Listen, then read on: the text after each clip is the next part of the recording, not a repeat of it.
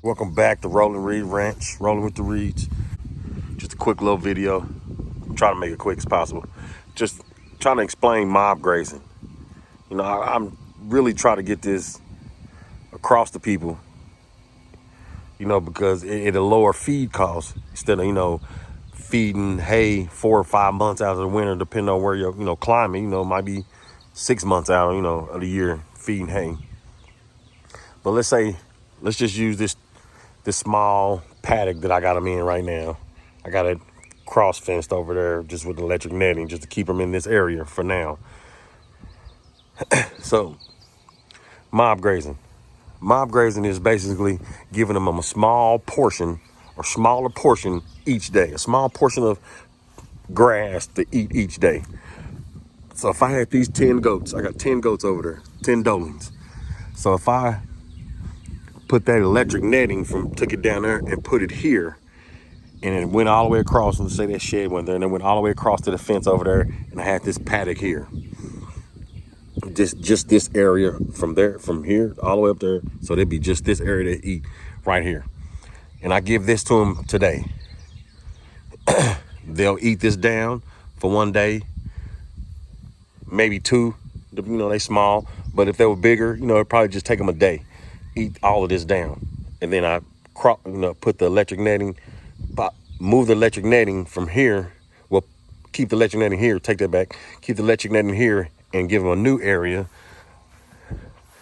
down here somewhere and cross it, then give them this new area and let them eat on that a day.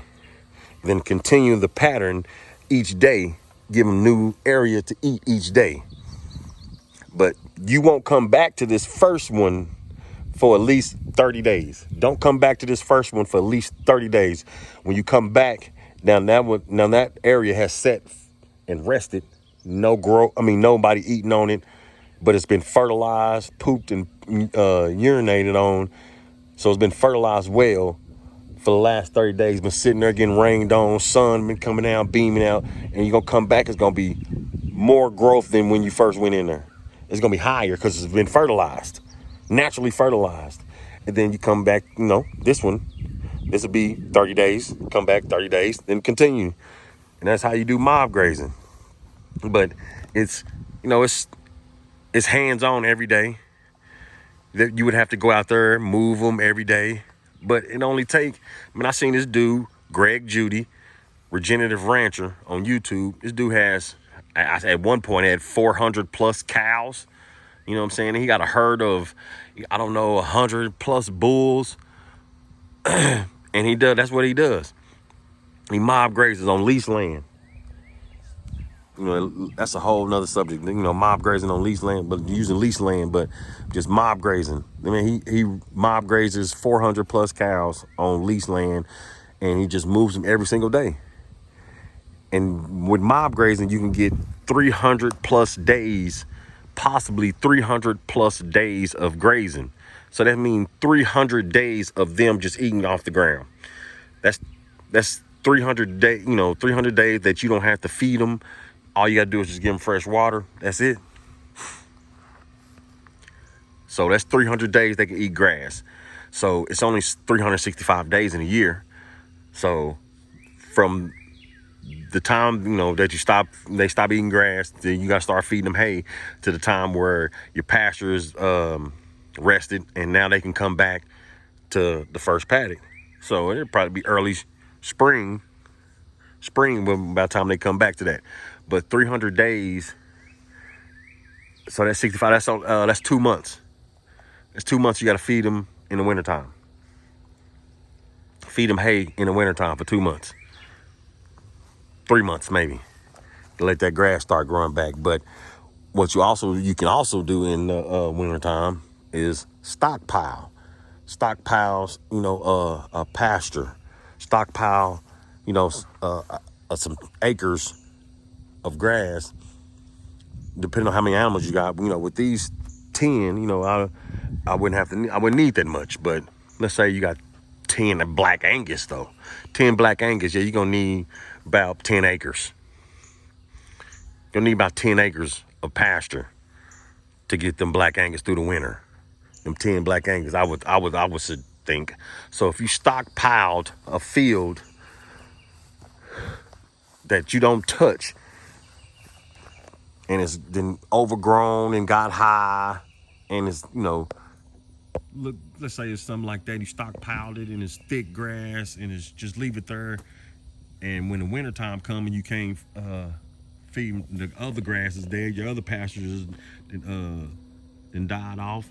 But you got this other field that stockpiled is high grass that died off earlier in the fall. I mean early winter. But they'll still eat that shit. They'll still go back there and eat it. They ain't no fools. They ain't gonna sit there and just starve to death.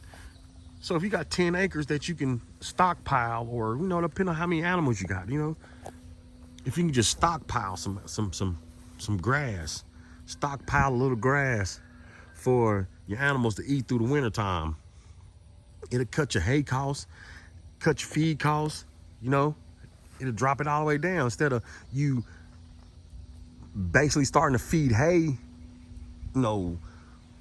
late September, from September, October, something like that. You feeding hay for 6 months. This will cut that 6 months to 2 months. Instead of having to buy, 100 bales of hay to get through the winter, now you only need to buy 30 bales of hay or something like that. But hey, man, that's what I'm gonna do here. That's what we're gonna do at Rolling Reed Ranch. We mob graze. We're gonna mob graze. I can't mob graze these right now. They some dolings. They're young. That's why I need more. I want more goats. If I have about 20 more in here, then I would start that mob. I also forgot to mention, and when it comes to mob grazing and how you can put so many animals on small areas. Well, the calculations that somebody else came up with, the numbers and how many pounds and how much animal weight you can put on 1 acre. And they say you can put 100,000 pounds of animal weight on 1 acre. These females probably get 200 pounds at max weight, probably somewhere up there, 200 pounds. Now, as a buck, you know what I'm saying, he probably get up to 250, 300 pounds. But a Black Angus, get up to bull, 2,500 pounds. Black Angus heifer cow, up 2,000 pounds, 1,800 pounds, something like that. South Pole cows, I think they get up to like 1,200 pounds. The bulls get up to about like 1,400, 1,600 pounds, something like that. So you can put 100,000 pounds of animal weight on 1 acre of land. That's what they say. So just got to scale it down to your size herd or whatever animal you got. I got 10 goats. They'll be 200 pounds at their max weight. That they shouldn't get over 200 pounds unless you're just overfeeding over whatever, just fat goats. But 200 pounds. So if you can put 100,000 pounds on 1 acre, I could put 500 goats. I could put 500 goats on 1 acre and moving them, rotating them each day. 1 acre. That's on 1 acre. But just use it to scale. So if I got these 10, this is just a small scale. So excuse me. So mob grazing really wouldn't work with these 10. It would work on actually, yeah, I could still do it. It just wouldn't be worth it at this small scale. But let's say I had 100 of these though, 100 goats. That's 20,000 pounds. That's 20,000 pounds of animal weight I could put on, how many acres? That's a